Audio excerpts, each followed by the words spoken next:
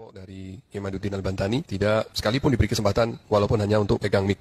Bahkan dalam sambutan kepada hadirin juga tidak disebutkan nama mereka. Satu pun tidak disebutkan namanya. Wassalatu wassalamu ala asrafil anbiya'i wal mursalin sayyidina wa maulana Muhammadin wa ala alihi wa sahbihi ajma'in, amma ba'du. Yang sama-sama kita hormati para alim ulama, para asatid wal asatidah, al-mukarram wal muhtaram, Ketua Umum Dewan Pimpinan Pusat Aswaja Center Kiai Haji Misbahul Munir Atwalallahu Taqa'ah, Al-Mukarram Kiai Haji Maskur Anwar, Al-Mukarram Kiai Haji Muhammad Sadiq, Al-Mukarram Kiai Haji Agus Salim, Al-Mukarram. Sangat lucu banget guys, ya.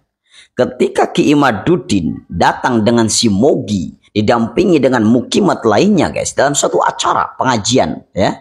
Di situ jelas sekali tablik akbar ataupun pengajian besar lah. Satu nama pun tidak disebutkan tentang salah satunya ataupun pimpinan dari mukimat, yaitu Ki Imaduddin Al-Bantani bin Usman Al-Kaburi Al-Kadzab, ya. Tidak satu pun disebutkan oleh protokol ataupun langsung oleh sahibul hajat. Artinya kita sudah jelas-jelas paham orang-orang seperti mukimat, orang-orang seperti Fuad, orang-orang seperti Mogi, ya, yang dimana mereka mengedepankan rasa iri hati, dendam, begitu ya, karena sampai saat ini belum ada satupun, ya, dari habaib yang sudah keluar daripada habibnya ataupun tidak menjadi habib lagi, tidak ada satupun, ya. Akhirnya artinya jelas bahwasanya mereka itu di masyarakat, ya, tidak ada nama, tidak ada pengaruh, ya, hanya orang-orang tertentu saja yang menjadi mukimat, khususnya pengikut Abbas Sebuntet dan lain sebagainya.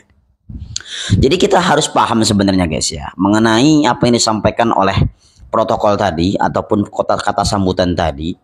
Kalau seorang Ki Imaduddin yang katanya ulama besar pakai imamah, mengaku sebagai cucu Syekh Nawawi Al-Bantani, kemudian mengaku lagi sebagai keturunan Siliwangi, yang terakhir ngaku lagi sebagai cucunya Nabi Muhammad SAW. Itu kan orang besar guys, orang yang sangat berpengaruh tentunya, cucunya Nabi, cucunya Imam Nawawi, kan begitu. Tapi ketika acara tertentu pun tidak disebutkan sepeser pun, sekilas pun mengenai nama, jangankan nama, ya, dilirik aja kagak. Minimal kan ini bin ini enggak, ataupun dewan kehormatan enggak. Anda bisa lihat videonya itu, ya kan? Jadi artinya benar-benar masyarakat itu sudah cerdas. Saya yakinnya, ya, hanya orang-orang bisa dihitung. Mungkin Ki Imaduddin, Abbas Sebuntet, kemudian Fuad Pleret, Mogi, ya kan? Tahu Kiai Moharul udah gak ada kabar lagi.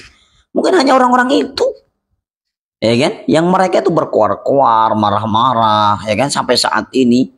Bahkan Ki Imaduddin sudah nggak ada kabar lagi dia, kayaknya sudah mulai mingkem, ya, udah mulai bisu dia.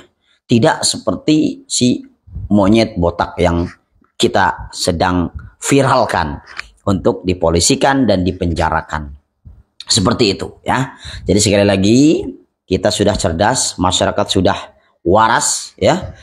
Jangan sampai kita terpengaruh lagi oleh kata-kata yang disampaikan oleh Ki Imaduddin.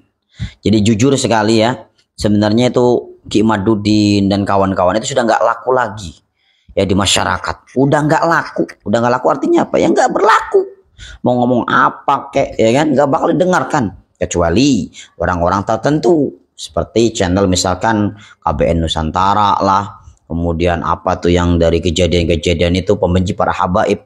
Coba Anda lihat berapa orang sih, ya, yang mereka bersekutu dengan Ki Imaduddin, bisa dihitung.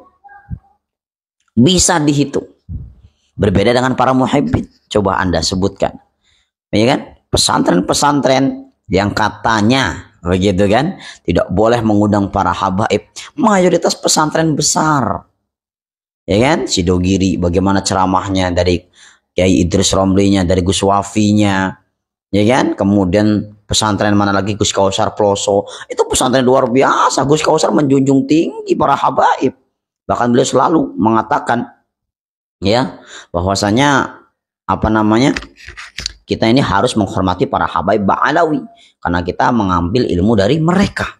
Itu ulama-ulama besar yang ngomong. Ya, ini yang masih hidup nih. Ya, belum ulama sebelum beliau-beliau, Mbah Maimun Zubair, Ki Hamid Pasuruan, apa sekumpul itu mereka sudah luar biasa bersama habaib.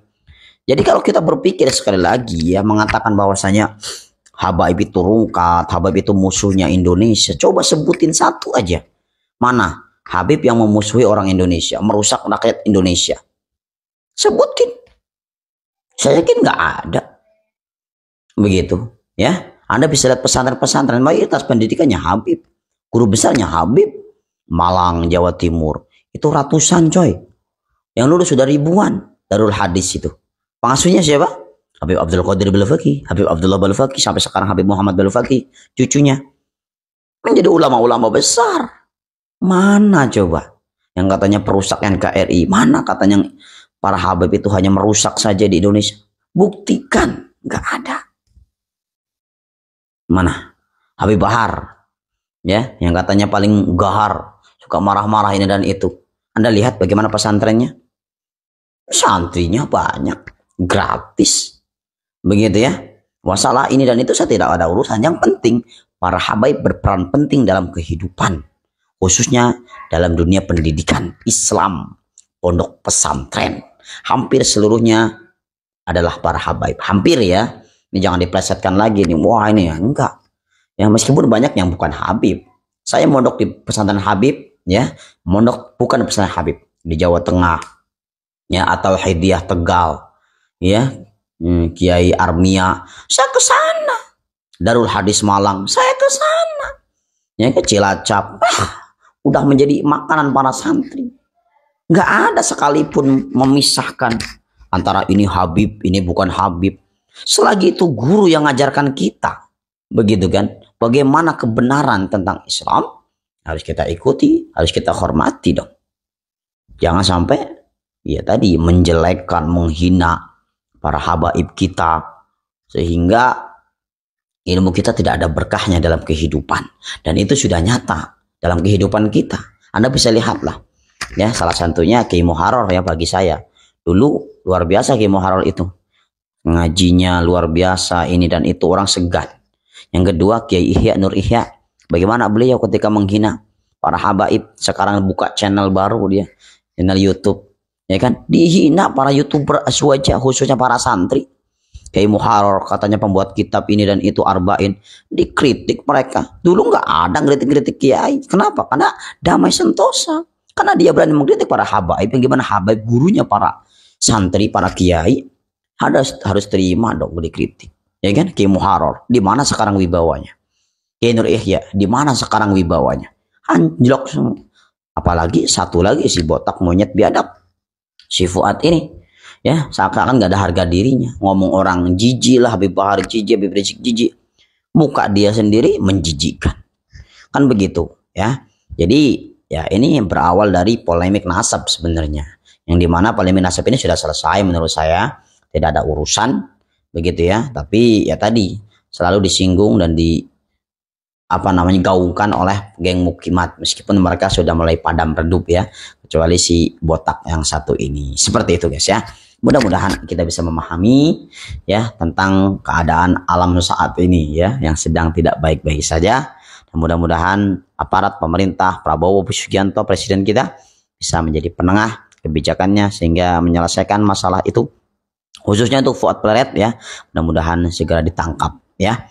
Jadi video ini ya guys, saya memberikan satu pengertian sebenarnya, bahwasanya dari video awal tadi Kiai Madudin duduk bersama rombongan Mukimat ya, yang tidak ada satupun disebut sebagai penghormatan ya dari Sohibul Hajat ataupun MC. Artinya ini memberikan pengertian kepada kita semua. Ternyata mereka hanya keluar-keluar di medsos saja, keluar-keluar di YouTube saja, dan hanya pengikutnya saja yang mereka hormati, yang mereka mengagumi ya, tapi di masyarakat mereka tidak ada artinya sama sekali.